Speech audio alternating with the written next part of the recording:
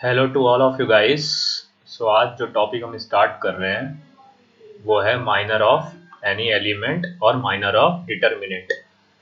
जैसा कि ऑलरेडी हमने लास्ट सेशंस जो 2-3 लेक्चर्स हुए हैं उसमें हमने जो डिटर्मिनेंट के बेसिक कॉन्सेप्ट्स जैसे सेकंड ऑर्डर, थर्ड ऑर्डर का expansion, point of concurrency, collinearity condition वगैरह सब देख लिया, ठीक है। और उस पर रिलेटेड कुछ ठीक ठाक क्वेश्चंस भी देखे। तो अब कॉन्सेप्ट्स में थोड़ा सा आगे बढ़ने का टाइम आ गया है and now we will start with a fresh new topic, minor of any element. Okay, so थोड़ा सा हम शुरू करते हैं इसको और देखते हैं क्या होता है माइनर ऑफ एलिमेंट। ओके, ठीक है, एक मिनट।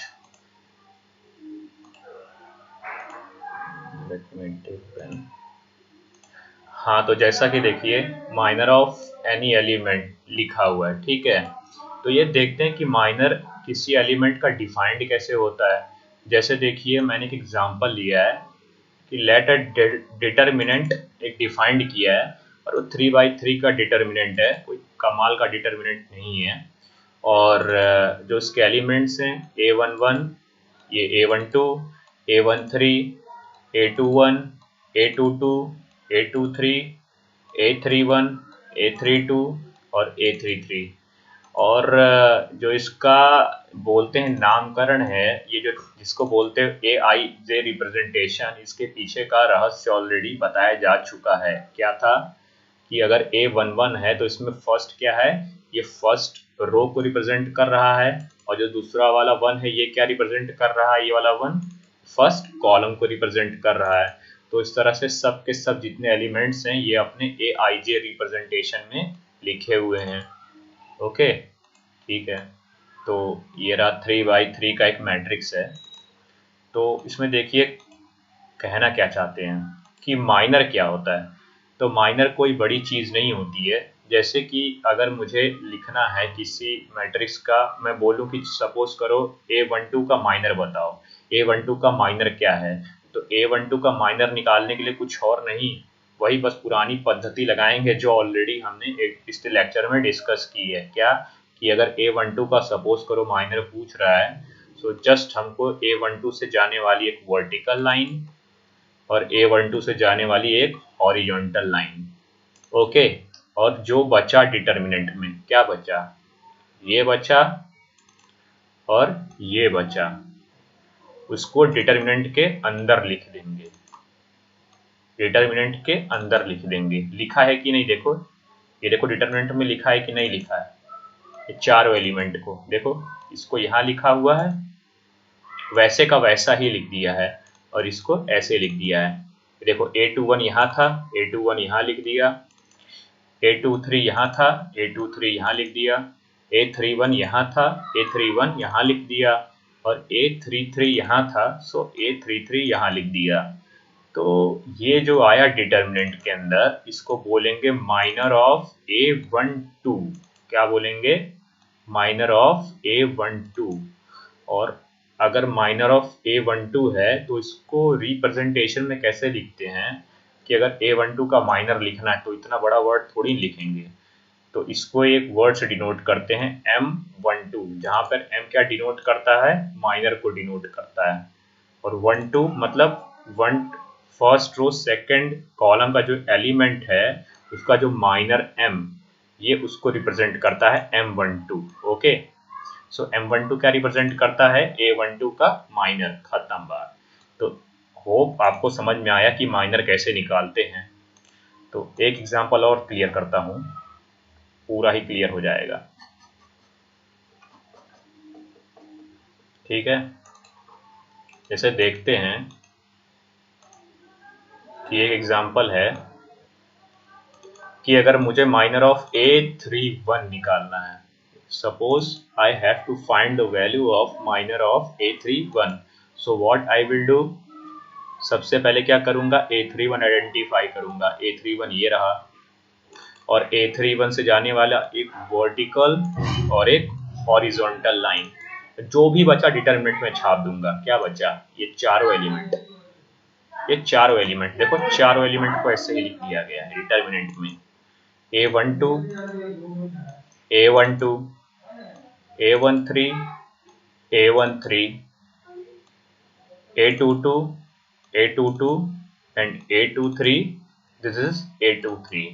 और ये क्या हो गया पूरा डिटर्मिनेंट, ये हो गया A31 का माइनर, जिसको हम इस भाषा में भी लिख सकते हैं, minor of A31 is equal to M31, where M denotes for minor, जहां M क्या डिनोट करता है, माइनर को। ओके, सो होप आपको ये क्लियर हुआ है कॉन्सेप्ट। तो थोड़ा सा आगे बढ़ता हूँ और देखो वही चीज़ मैंने नीचे लिख दी है थोड़ा सा नोट्स में अच्छा लगने के लिए, ऑलरेडी आपको बता दिया हूँ। देखो कि जो माइनर ऑफ ए आई जे होता है उसी को एम आई जे के फॉर्म में रिप्रेजेंट करते हैं, जनरल कर दिया मैंने। तो बस ये बात दिमाग में है आपको। अब वैसे भी सब चीज़ रटनी नहीं है, ऑलरेडी आपको पता चल गया, हर चीज़ के पीछे का कारण जानना बहुत जरूरी है कि कैसे क्या होता है। ठीक है, तो ये बात खत्म। अब चलो थोड़ा सा कॉन्सेप्ट्स में आगे बढ़ते हैं और जानते हैं को फैक्टर के बारे में। ठीक है, अब माइनर के बारे में पढ़ लिया तो देखते हैं को फैक्टर क्या है। एक चीज बताऊं, को फैक्टर कोई नई चीज नहीं है। को फैक्टर मीन्स नथिंग, कोई नया ये हवा नहीं है, कुछ बहुत ज़्यादा डराने वाला टर्म नहीं है। ये भी सेम माइनर ही होता है, मतलब किसी एलिमेंट का माइनर ही निकालना होता है, बस क्या यहाँ साइन लेना ध्यान रखना होता है। साइंड मतलब माइनर आप निकालो लेकिन विद साइन, प्रॉपर साइन। जैसे पिछली बार हमने किसी तरह का साइन नहीं देखा था, बस डायरेक्ट एक लाइन वर्टिकल एक हॉरिजॉन्टल खींचते थे, जो बचता था उसको, जो भी बचता था उसको डिटरमिनेंट के अंदर छाप देते थे। लेकिन अब ऐसा नहीं होगा, अब we have to also take consideration of sign. Okay, while finding the cofactor of any element, मतलब हमको साइन भी ध्यान रखना है। ओके, जैसे मैं एक एग्जांपल दिखाता हूँ कि अब कोफैक्टर और माइनर में क्या थोड़ा सा हल्का सा क्या फर्क है, दोनों भाई भाई ही हैं, कोई अलग चीज नहीं है। जैसे यहाँ पर मैं बोला कि ये भी 3x3 का मैट्रिक्स है, वही चीज 3x3 का मैट्रिक्स है, और यहाँ पर मुझे फाइंड आउट करना है कोफैक्टर ऑफ A12, A12 का कोफैक्टर, इसका कोफैक्टर। तो एक बात बताओ, अगर आपको माइनर फाइंड आउट करना होता तो क्या करते, एक वर्टिकल एक हॉरिजॉन्टल, जो भी बचा A21, A23, A31, A33, ये जो बचता इसको आप डिटरमिनेंट में लिख देते। तो बस को फैक्टर में एक चीज ध्यान रखना है, माइनर की तरह ही डिटरमिनेंट लिखा जाएगा, बस एक साइन देखना है। साइन कैसे, ऑलरेडी आपको मैंने साइन कन्वेंशन बताया था कि साइन कन्वेंशन कैसे होता है, कि यहाँ पे पॉजिटिव चलता है, अगला निगेटिव चलता है, फिर पॉजिटिव चलता है, फिर ये निगेटिव चलेगा, फिर पॉजिटिव आएगा ये, फिर ये निगेटिव, फिर पॉजिटिव, फिर निगेटिव, और ये फिर पॉजिटिव। तो देखो सबका पूरा जो मैट्रिक्स है उसके 9 एलिमेंट हैं, सबको मैंने जो उसका साइन है साइन कर दिया। तो अब मुझे जैसे A12 के अक्रॉस निकालना है, A12 का कोफैक्टर, तो A12 का पहले तो मैंने लिख दिया माइनर, जो आपका है ये डिटरमिनेंट में आ गया, और जो उसको साइन असाइन करनी है वो कौन सी वाली साइन होगी, यहाँ क्या है निगेटिव, तो बस निगेटिव लिख दो आगे, बस यही निगेटिव लिख दो आगे। ये हो गया इसका कोफैक्टर। मतलब क्या किया आपने, माइनर ही निकाला लेकिन साथ में साइन भी ले ली, साइन भी असाइन कर दी। और साइन किसके अकॉर्डिंग, आपको ऑलरेडी जो लास्ट लेक्चर में बताया गया था, according to sign convention of any determinant. और वो कैसे था कि एक बार यहाँ पॉजिटिव से शुरू करो और आगे अल्टरनेट करते चले जाओ। जिनको साइन कन्वेंशन समझ में नहीं आ रहा है वो लास्ट लेक्चर को रेफर करें, वरना समझ में नहीं आएगा। ओके, सो आपको 1 बाय 1 सारे लेक्चर्स क्लियर करने हैं, ये नहीं कि किसी पे जंप कर जाओ ना, कुछ समझ में नहीं आएगा। चलो इसी तरह का एग्जाम्पल और ले लेता हूँ, सॉरी साइन कन्वेंशन रहने देता हूँ, काम आएगा। अभी एक और कोफैक्टर निकाल के दिखाता हूँ। जैसे if we have to find the cofactor of C13, यहाँ पे पूछा है, सॉरी हाँ, A13 का कोफैक्टर पूछ रहा है। और हाँ, जैसे आपने माइनर को रिप्रेजेंट करने के लिए A13 का माइनर M13 से रिप्रेजेंट होता था, किससे रिप्रेजेंट होता था? M13। ओके, तो इसी तरह से कोफैक्टर कैसे प्रेजेंट होगा? को मतलब C से आ रहा है तो सीधी सी बात है, इसको C13 से प्रेजेंट कर देंगे। माइनर को M13 से रिप्रेजेंट करेंगे और कोफैक्टर को C13 से रिप्रेजेंट करेंगे। कुछ नया नहीं है, बस दिमाग में ऐसे आ जाना चाहिए कि कोफैक्टर है तो C से रिप्रेजेंट करेंगे और अगर A13 का माइनर है तो A13 से रिप्रेजेंट करेंगे। ओके, बस खत्म, इसमें कोई बहुत बड़ा लॉजिक नहीं है। जैसे एक एग्जांपल है कि यहाँ पे C13 है, सॉरी हाँ C13 फाइंड आउट करना है, मतलब A13 का कोफैक्टर, 13 मतलब A13 का C डिनोट्स फॉर कोफैक्टर। तो चलो पहले A13 देखते हैं कहाँ, A13 ये रहा भैया। तो चलो ठीक है, सॉरी, और इसका साइन क्या है? साइन कैसको साइंड है? Positive negative positive. So positive signed assigned है और इसका कोफैक्टर निकालना है। तो लो, ये ऐसा किया और एक ऐसी लाइन खींची, तो क्या बचा? जो भी बचा डिटर्मिनेंट में क्या बचा? ये बचा, इतना पूरा एलिमेंट है, तो इसको छाप दिया डिटर्मिनेंट में और साथ में साइन क्या साइंड की? पॉजिटिव है, तो बाहर पॉजिटिव लगा दिया, खत्म। ये रहा इसका कोफैक्टर। सो इस तरह से इसका कोफैक्टर फाइंड आउट हो गया। कितना इजी था, है कि नहीं? हाँ, बहुत ज़्यादा इजी था। ओके, सो ये था कोफैक्टर कैसे फाइंड आउट करते हैं, वो आपको समझ में आ गया। अब उसी चीज़ को थोड़ा सा इन्होंने अच्छी तरीके से हिंदी में लिख दिया है कि कोफैक्टर और अगर आपका माइनर के बीच का रिलेशन निकालना हो तो क्या होता है। तो इसको आप जान लीजिए, वैसे आपको जो बताया था उसी में कॉन्सेप्ट छिपा हुआ है कि अगर मैं बोलूं कि साइन ऑफ ए आई जे क्या होता है, तो जैसे मान लो आपका A13 है, ठीक है, क्या है? A13। तो बोल रहे हैं इनके अकॉर्डिंग एक फॉर्मूला है कि उसकी वैल्यू होगी माइनस ऑफ, सॉरी, 1 की पावर क्या? 1 प्लस 3। ओके, क्यों? क्योंकि देखो ए आई जे यहाँ पे है, तो इसके अकॉर्डिंग क्या है? -1 की पावर आई प्लस जे। तो अगर A13 का मुझे माइनर निकाल, सॉरी A13 का अगर साइन करना है तो -1 की पावर 4। अब ये कोई चमत्कारी चीज नहीं है, -1 की पावर 4 क्या आएगा? 1 आएगा। 1 मतलब पॉजिटिव साइन, 1 मतलब वही, +1 मतलब क्या? पॉजिटिव ही तो लिखते हैं। तो ये कोई नई चीज नहीं है। देखो A13 का साइन ऑलरेडी मैंने आपको जो मेथड बताया है उसके थ्रू भी +1 ही आएगा। देखो A13 कहाँ है? ये रहा A13। और A13 को कौन सी साइन असाइंड है? देखो ऑलरेडी प्लस साइन या +1 साइन असाइंड है। तो ये कोई नई चीज़ नहीं है, इसको लोग दिखाते हैं फॉर्मूले में। ये आपको ऑलरेडी मैंने बता दिया कैसे आता है। तो मैथमेटिक्स में हर चीज़ रटना इम्पॉर्टेंट नहीं है, just you have to know कैसे आता है। तो चीज़ें कितना फॉर्मूला रट्टा मारोगे, ठीक है? तो ये इम्पॉर्टेंट नहीं है जानना, आपको इसके बिना भी क्वेश्चन सॉल्व हो जाएगा। बस ये जान लीजिए कि ये जो चीज़ है, हाँ ये वेरीफाई हो रही है, बस ठीक है। जान लिया कि अगर ए आई जे का जो साइन निकालना है, अगर कोई एलिमेंट है ए आई जे, तो उसका जो साइन होगा वो -1 की पावर आई प्लस जे है। जैसे अब A23 है, तो A23 है तो उसका साइन क्या होगा? मान लो निकालना है तो -1 की पावर 2 + 3, और 2 + 3 क्या होगा? 5। और 5 -1 की पावर 5 क्या होता है?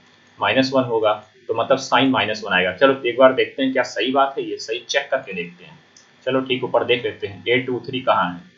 A23 ये रहा, और A23 की साइन क्या होगी? पॉजिटिव निगेटिव, सॉरी यहाँ पे पॉजिटिव निगेटिव पॉजिटिव, ये रहा, ये पॉजिटिव, सॉरी गलत था, और ये नेगेटिव है। तो A23 की साइन क्या आ रही है? साइन कन्वेंशन के अकॉर्डिंग भी नेगेटिव आ रही है। तो बस वही चीज़ है, कुछ नई चीज़ नहीं है, कुछ नई चीज़ नहीं है। देखो नेगेटिव आई है, वही नेगेटिव यहाँ पे भी आ रही है -1। तो कुछ फॉर्मूले में बहुत ज़्यादा चमत्कारी नहीं है, मतलब फॉर्मूला एप्लीकेशन से ही आया है। सो जस्ट आपको जानना है कि एप्लीकेशन कैसे हो रहा है, कैसे लगता है ये सब चीज़ें। हर चीज़ याद करने की ज़रूरत नहीं है, मैथ्स में जितना कम से कम याद करो। ओके, एक्सेप्ट फंडामेंटल फॉर्मूलेज, हर चीज रट्टा मारने की जरूरत नहीं है। तो जैसे ये था, तो इसमें आप ये चीज बस जान लो कि हाँ ए आई जे का अगर साइन निकालना है तो वो -1 की पावर आई प्लस जे होगा। तो इसलिए सी आई जे अगर मुझे कोई को फैक्टर निकालना है तो माइनर जो उसका एम आई जे होगा उसके साथ में -1 की पावर आई प्लस जे। -1 की पावर आई प्लस जे क्या रिप्रेजेंट कर रहा है? ये साइन को रिप्रेजेंट करता है, ये वही चीज है। चाहो तो ऐसे निकालो, चाहो तो मैंने जो बेसिक तरीका बताया है वहां से निकाल लो। तो बेसिक तरीका आपके लिए ज़्यादा इजी है, ऐसे कितना फॉर्मूला याद करोगे? या फिर अगर तुमको लगता है -1 की पावर करके कर लो तो वो भी बहुत आसान है, क्या ही है इसमें, ठीक है। चाहे ऐसे फाइंड आउट करो चाहे वैसे फाइंड आउट करो, महा इजी है। ओके, कोई टेंशन नहीं है, आप बेसिक तरीके से भी कर सकते हो, रट्टा थोड़ा कम मारो बस। ओके, जैसे क्वेश्चन लेता हूँ, चलो क्वेश्चन करवाता हूँ, पूरा क्लियर कर देता हूँ कि डिटर्मिनेंट है और इसमें बोल रहा है डिटर्मिनेंट आपको दिया हुआ है। ओके, 3/3 का। अब बोल रहा है इसमें M12 निकालो, C31 निकालो, C12 निकालो, C13 निकालो। तो चलो पहले M12 मतलब माइनर ऑफ A12 एलिमेंट का निकालना है। तो A12 एलिमेंट निकालने के लिए पहले मैंने क्या किया, पहले डिटर्मिनेंट एक बार लिख लेता हूँ। ओके, पुराना तरीका जैसे बताया। और A12 एलिमेंट कौन सा होगा? First row second column. तो फर्स्ट रो कौन सा है? ये है। और सेकंड कॉलम कौन सा होगा? पहला कॉलम ये है, दूसरा कॉलम ये है। खत्म। तो क्या बचा? जो बचा उसको डिटर्मिनेंट में छाप दो। क्या बचा? 2 3, एक 2 बचा, एक 3 बचा, 11 बचा और 6 बचा। तो 2, देखो 2 3 11 6, इसको सॉल्व कर लो। 2 इंटू 6 12, -11 इंटू 3 33, -21 आंसर। खत्म। Okay, next question. इसमें C31 भी पूछा है, कह रहा को फैक्टर निकालो। को फैक्टर मतलब इस बार बस साइन। क्या रहेगा इसका मतलब? माइनर निकालना है लेकिन साइन। क्या? साइन। ओके, तो जस्ट आपको ये फाइंड आउट करना है साइन के साथ में, ठीक है। चलिए देखते हैं, C31 है, जैसे C31 देखते हैं क्या आएगा। तो C31 अगर निकालना है तो C31 के लिए मैं आपको दिखाता हूँ ऊपर क्या करना है। C31 तो पहले क्या करता हूँ, अब चूंकि मुझे को फैक्टर निकालना है तो साइन एक बार सबके लिए साइन कर देता हूँ, ठीक है। और एक चीज़ बताऊँ आपको, इतनी प्रैक्टिस हो जानी चाहिए कि मुझे बार बार अभी साइन लिखना ना पड़े। इतना क्वेश्चन लगा लो या इतना बार दिमाग में कंठस्थ कर लो क्वेश्चन सॉल्व करके, क्योंकि एग्जाम टाइम नहीं होता सब चीज़ें लिखने का। ओके, यहाँ तो मैं आपको बता रहा हूँ, बट इधर आपको प्रैक्टिस में हो जाना चाहिए बिना कहे। ये आपसे एक्सपेक्ट किया जाता है सब चीज़ें एग्ज़ाम देते वक्त कंपटीशन की। Okay, negative to positive. I hope sign convention सही है मेरा, ठीक है। तो C31 मुझे निकालना है, तो C31 के लिए क्या, थर्ड रो और फर्स्ट कॉलम। तो थर्ड रो मेरी ये रही और फर्स्ट कॉलम मेरी ये हुई। तो कहाँ बचा? ये वाले पे टकराया आके। ये वाला एलिमेंट का साइन क्या है? पॉजिटिव है, साइन है, देखो लिखा है पॉजिटिव, बस। तो पॉजिटिव करके जो भी एलिमेंट बचा उसको छाप दो। कितना एलिमेंट बचा? ये बचा 1 -1 सॉरी। अगला क्या बचा? 7 7। ये क्या बचा? -4, सो -4। और अगला क्या बचा? 3, सो 3। और इसको सॉल्व कर लो, विथ पॉजिटिव साइन असाइंड है तो वैल्यू सॉल्व कर लो, बहुत आसान है। इसको इससे मल्टीप्लाई और माइनस ऑफ इसको इससे मल्टीप्लाई, खत्म। अब ये सब नहीं बताऊंगा, ये सब आपका पार्ट है। ओके, जस्ट कितना आसान है, देखो कितना आसान तरीके से क्वेश्चन सॉल्व होता है। लाओ नेक्स्ट क्वेश्चन बता देता हूँ आपको। एक क्वेश्चन मैं बताऊंगा, लास्ट क्वेश्चन आपको करना है। ओके, आपको वीडियो को रोक करके क्वेश्चन करना है लास्ट वाला। C12 बताऊंगा। C12 के लिए क्या मतलब? First row second column. तो फर्स्ट रो सेकंड कॉलम कहाँ टकराया? -1 पे। -1 की साइन क्या है? निगेटिव। तो बाहर क्या लिख दूंगा? सॉल्विंग के टाइम में माइनस लिखूंगा और डिटर्मिनेंट के अंदर क्या क्या छाप दूंगा? क्या क्या बचा? देखो 2/3 और 11 6 बचा, बस यही चार चीज बच रही है। तो 2 3 11 और 6, और इसको आसान से सॉल्व कर लोगे। 2/2 का डिटर्मिनेंट है, इसका इससे और आसानी से सॉल्व कर लो। तो बहुत इजी क्वेश्चन है, ठीक है। बहुत बेसिक्स हैं, अथाह बेसिक क्वेश्चन जिसको बोलते हैं, ठीक है। ये सब क्वेश्चन सिर्फ आपको माइनर और कोफैक्टर की डेफिनेशन जानने के लिए बता रहा हूँ। आगे इसका यूज होगा, जब क्वेश्चंस में यूज होगा तब देखना असली क्वेश्चंस कैसे बनते हैं। फिलहाल अभी मजा लो। अब C13 खुद निकालना है, ठीक है, बताऊंगा नहीं। और खुद सॉल्व करके लोग बताओ कमेंट में कि क्या आंसर आ रहा है। You have to tell me, ठीक है, ये आपका काम है। ओके, और किसी को प्रॉब्लम होगी तो बताएं। होप कोई प्रॉब्लम होगी नहीं क्योंकि इतना बेसिक क्वेश्चन है। चलो दो इंपॉर्टेंट रिजल्ट बताता हूँ आपको, ठीक है। रिजल्ट कुछ नहीं, कोई नई रिजल्ट नहीं है, मैं रिजल्ट पर बता देता हूँ। ये देखो, एक डिटर्मिनेंट लिया मैंने, ठीक है, और मैंने क्या बोला कि चलो मैं इसको एक्सपेंड करता हूँ A11 के थ्रू। ये मान लो positive sign, negative sign, positive sign, ठीक है। तो मैंने क्या बोला कि पहले A11 लिखूंगा, A11 लिख के डिटरमिनेंट, अब मैं क्या कर रहा हूँ, इसकी वैल्यू निकालने को बोल रहा हूँ। तो इसमें आप कुछ नया नहीं करोगे, डिटरमिनेंट जैसे 3/3 का एक्सटेंशन होता है कि पहले पॉजिटिव लिखूंगा और इसके बाद इसको साइन असाइन करके बाकी चीज़ डिटरमिनेंट में लिखूंगा। तो एक बात बताओ, ये जो इतनी बड़ी चीज़ डिटरमिनेंट में लिख रहे हो, क्या इसको इतना बड़ा लिखने की ज़रूरत है? क्यों लिखोगे? इसी को तो मैंने क्या डिफिनेशन में भी डिफाइन करवाया कि अगर ये 1 1 के क्रॉस करवा रहे हैं तो इसको बोलेंगे माइनर ऑफ 1 1। क्या बोलोगे?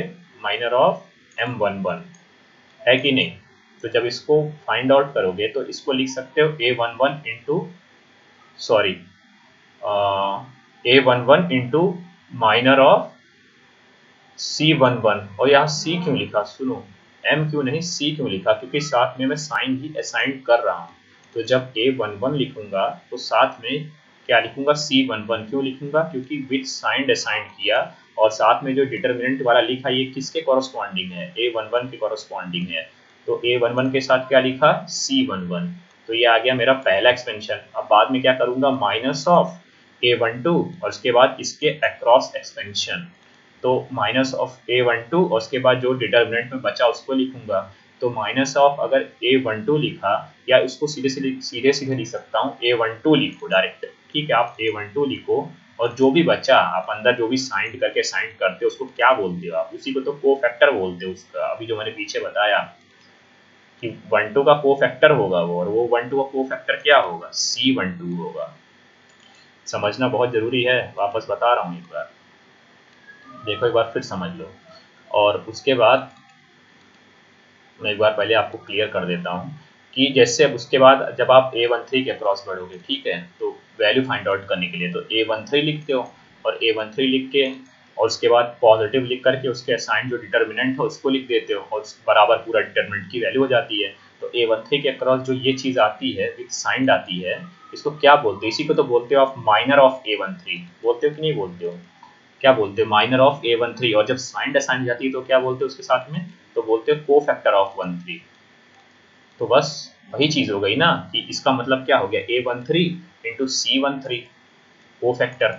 तो इसका पूरा का पूरा मतलब क्या हो गया? इसको खोल के अगर पहले रो के अलॉन्ग एक्सपेंड करें तो इसका मतलब हो जाएगा A11, ठीक है, और उसके बाद A11, उसके बाद इसके क्रॉस C11, ठीक है, फिर ये A12,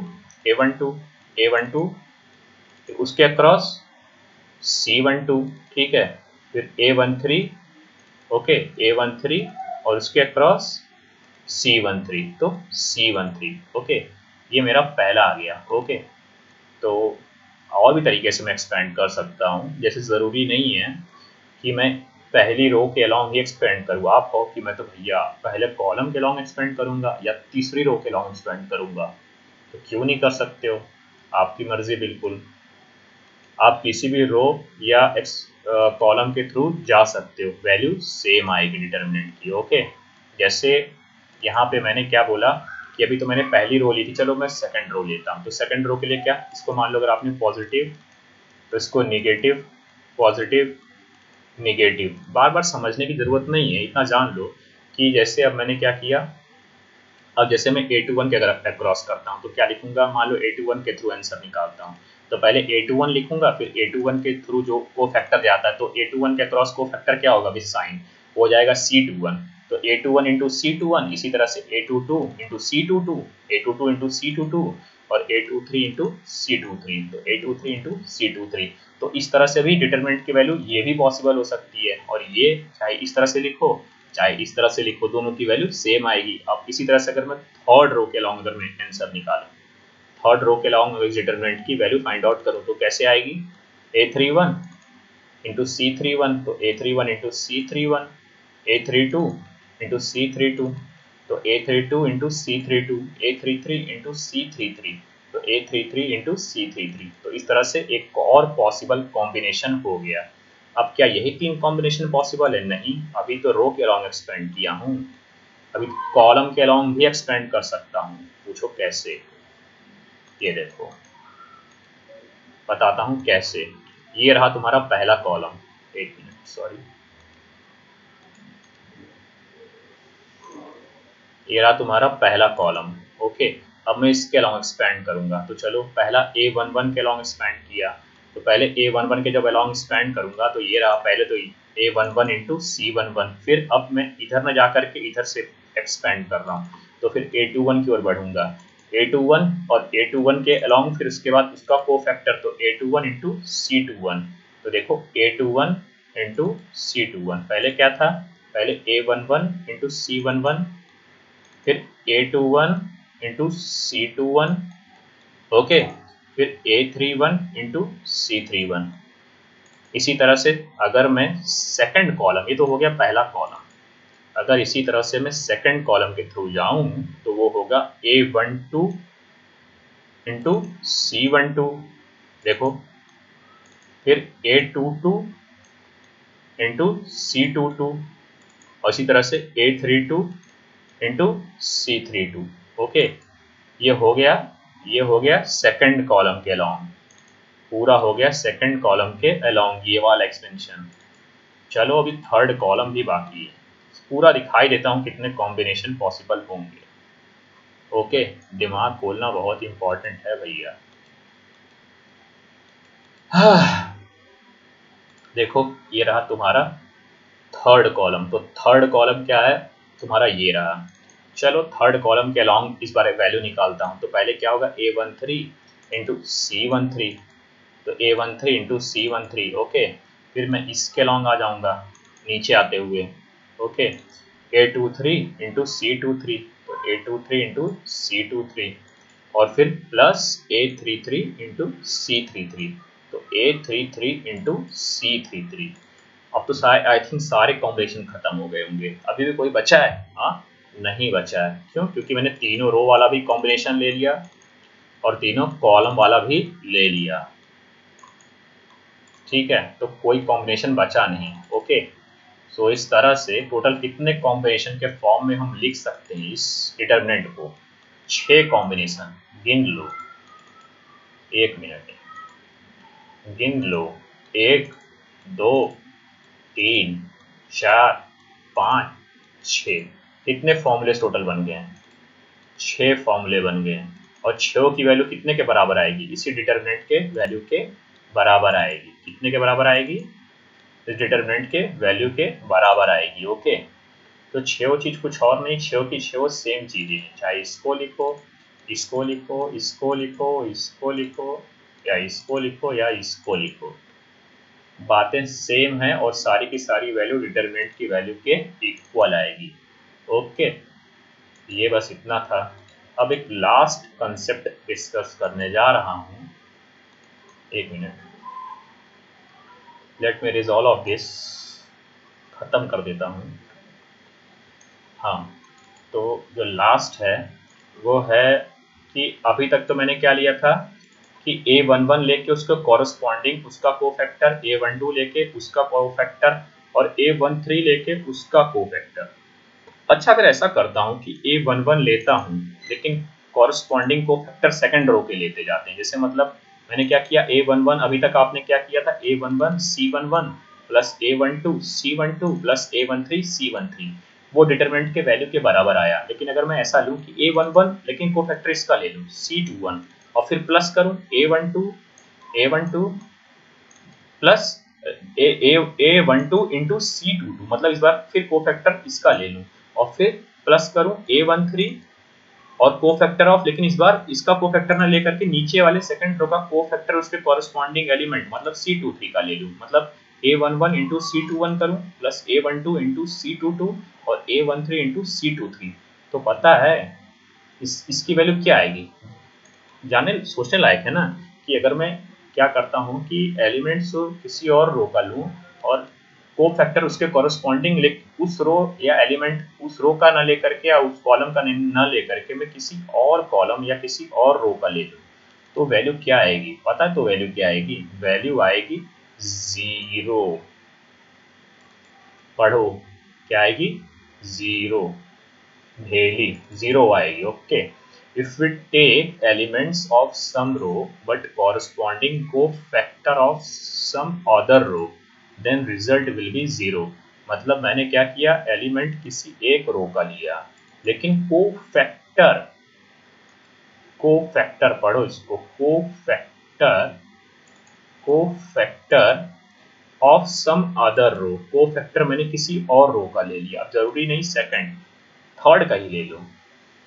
आपने एलिमेंट पहले का लिया तो चाहे को फैक्टर सेकंड का लो चाहे थर्ड का लो, अगर फर्स्ट का ही लोगे तो क्या आएगा, तब तो पुराना रिजल्ट हो गया, तब तो वही आएगा जो डेल्टा था, तब तो डिटरमिनेंट की वैल्यू बराबर आ जाएगा। तब नया क्या सीख रहे हैं, कुछ नया देख रहे हैं ना। तो मान लो फर्स्ट का एलिमेंट लेकर के मैंने को फैक्टर किसी दूसरे रो का ले लिया, सेकंड या थर्ड रो का, तो जो वैल्यू आएगी वो वैल्यू आएगी 0। क्या आएगी, 0। गजब का रिजल्ट है। अब रुक जाओ, अभी कोई मानेगा कैसे, लेकिन मान नहीं सकते ना। मतलब मैंने कहा अगर ये